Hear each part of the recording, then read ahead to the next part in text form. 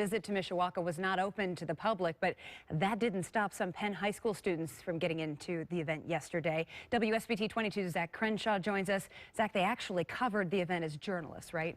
Yeah, that's right, Jennifer. Students with the Penn News Network put on broadcasts every week with what's going on around the high school. Yesterday, the stakes were a little bit higher. They stood shoulder to shoulder with major networks and covered a presidential frontrunner.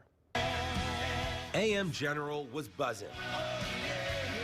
Loud music was everywhere, and people were talking, running around in suits, carrying cameras, microphones. Among them, Emily Vetney and her high school colleagues from the Penn News Network. There, like the rest of the media, to cover presidential candidate Hillary Clinton. I mean, I would have loved to see any of them, but seeing Secretary Clinton was especially wonderful for me as a young woman. Like pros, they shot stand-ups. I am standing in the AM General plant. And interviewed politicians, like Senator Joe Donnelly and Mayor Pete Buttigieg. Definitely eye-opening because I want to do this when I'm older. The man that made it happen? McNulty emailed some people, and then a guy came out and said, hey, you're credentialed, go in. Mr. McNulty. To have gone through it now and experienced that has opened doors for them and expectations, I think, as they go on to college and career. But more memorable than the interviews or speech was what happened after. At the end of her speech, she was just walking around. She came over to where I was taking photos, and I got a photo with her.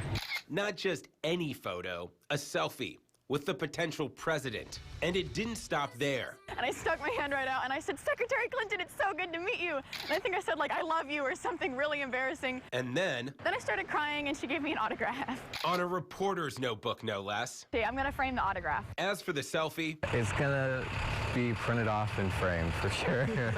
It was quite the experience. But if you think the young journalists are satisfied meeting just one candidate, well, then you don't know Mr. McNulty's class. Ted Cruz on Thursday, we've applied for our media credentials and we're waiting to hear back.